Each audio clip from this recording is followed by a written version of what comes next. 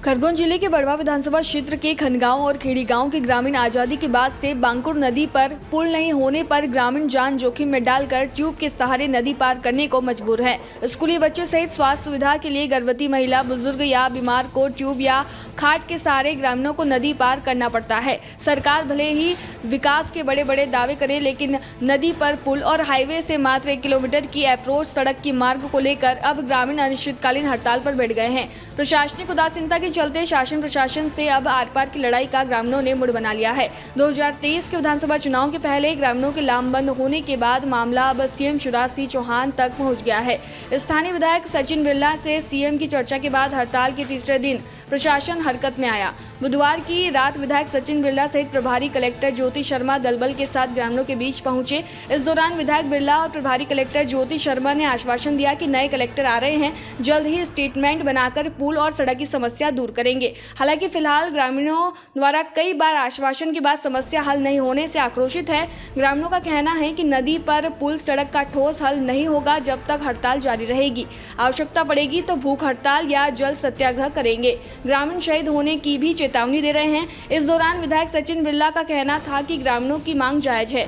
नदी पर पुल नहीं होने और सड़क नहीं होने से ग्रामीण परेशान हैं। थोड़ा समय लग सकता है, शासन स्तर पर स्वीकृति में 15 दिन से 1 महीना लग सकता है, लेकिन सीएम साहब से चर्चा हो गई है। सीएम साहब ने संज्ञान में ले लिया है, जल्द ही निर्माण कार्य शुरू कराएंगे। ग्रामीणों के अड़ जाने से प्रशासन के लिए मुसीबत बन गया है। जेन्युइन है और इसके बारे में हमें हमारे संज्ञान में भी है। हमारे जो अभी नए कलेक्टर साहब आ रहे हैं, मैं भोपाल में थी, मैं भोपाल के रास्ते से ही आ रही, तो मैंने उनसे भी ये बात चर्चा में की है कि सर ये जो गांव है इसमें जो डिमांड है वो बहुत जेन्युइन है। और उन्होंने भी बोला जो कि आज आप चले जाएँ तो भी लोग बैठे हैं और जनता ही सर्वप्रिय है। तो हाँ, मैं इसीलिए आई हूँ कि आपको आश्वासन देने कि इस पे हमारा जो भी जैसे विधायक जी ने बताया कि इसके 2 एस्टिमेट बने हुए हैं, एक बहुत ही ज़्यादा उसका है, एक कम का है, तो हम इसको करवाने की पूरी कोशिश करेंगे। क्योंकि सभी मांगे जायज़ हैं, क्योंकि यहाँ से अप्रोच रोड नहीं है, पुलिया नहीं है।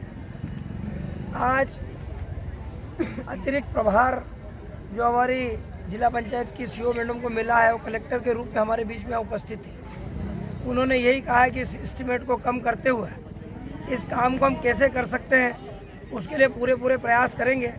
और बहुत सारी हमारी माताओं बहनों से भी उन्होंने बात की।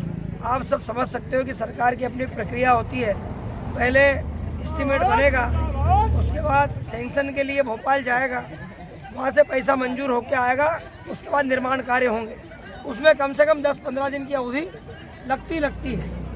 तो अभी हम सभी साथियों को समझाने की कोशिश कर रहे हैं कि ये काम 15 दिन में चालू हो जाए, 20 दिन में हो जाए, 30 दिन में हो जाए, लेकिन समय अवधि मैंने इसलिए मांगी कि मैं एक जिम्मेदार जनप्रतिनिधि हूँ कि सरकार के काम में लेट लतीफ़ी हो सकती है।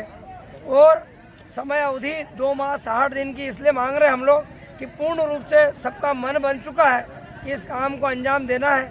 और यहाँ पर आपको बता देना चाहता हूँ, आदरणीय प्रदेश के मुख्यमंत्री शिवराज सिंह चौहान साहब ने खुद इस पर संज्ञान लिया है। कल ही मेरी उनसे बात हुई, उन्होंने कलेक्टर को यहाँ पर भेजा और परसों 2 दिन के अंदर आप देखोगे कि एस्टिमेट की तैयारी हो जाएगी, पुल की, रोड की पूरी व्यवस्था हम लोग करेंगे।